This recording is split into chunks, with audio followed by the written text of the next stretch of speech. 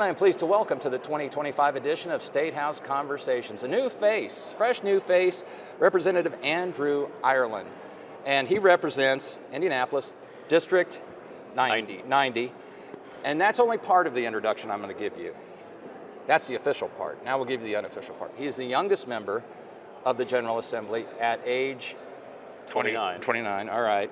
So we're only a few years apart. That's why I knew we had a lot in common. And then you're also the first person, as I understand it, in the General Assembly to graduate from a charter school, which is sort of a non-traditional public school. It's unfettered with some of the restrictions that apply to traditional public schools, and it's increasingly a force in education in our state. So you come at this, to say it's from a new and fresh perspective is probably an understatement.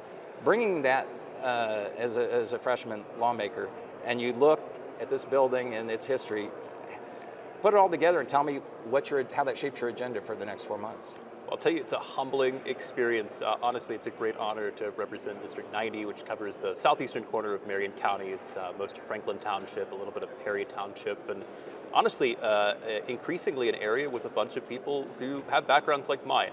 They're young professionals, they're starting families, they're in their 30s and their 40s, a bunch of millennials that are buying their first homes and dealing with a lot of the consequences that come with that too. When you talk about property taxes, when you talk about health care, they're really kind of entering the phase of life where that's sometimes a hindrance to doing the basic things they want to do, like starting a family.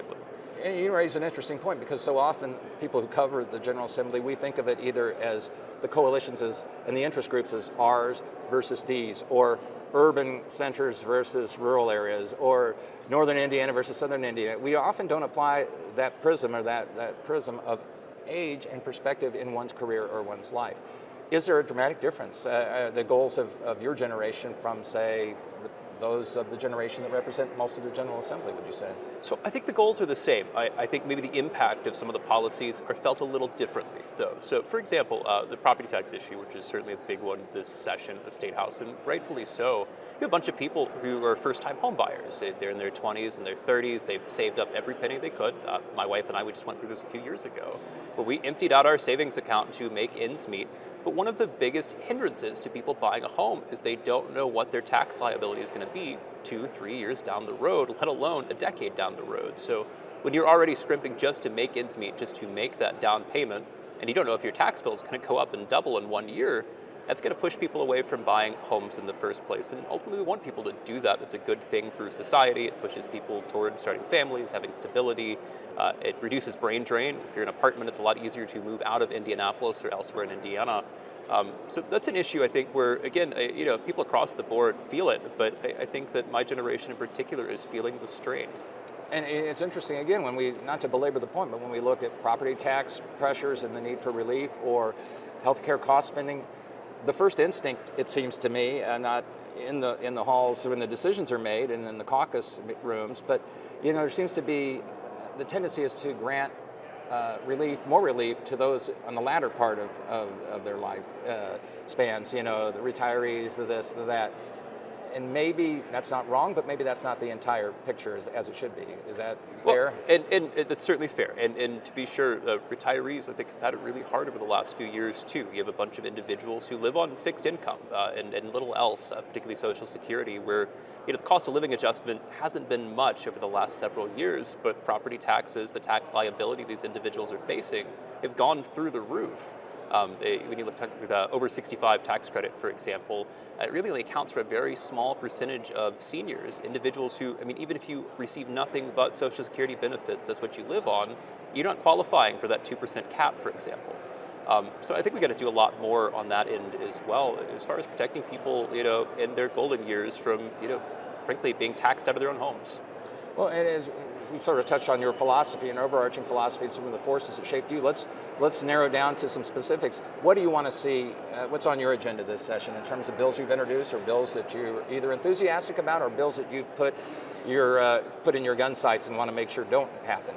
Sure. Well, there's plenty of bad bills. There's certainly both. There are plenty of bad bills, and we can get through those maybe too. But really, my focus this session, more than anything, is being here in Indianapolis, focusing on public safety.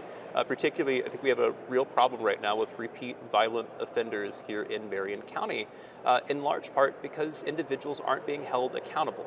You have a number of individuals right now who are, they face charges for homicide, for murder, who have a long rap sheet of other violent crimes where, frankly, they should have never been out on the streets in the first place. And that's a failure of leadership in the prosecutor's office.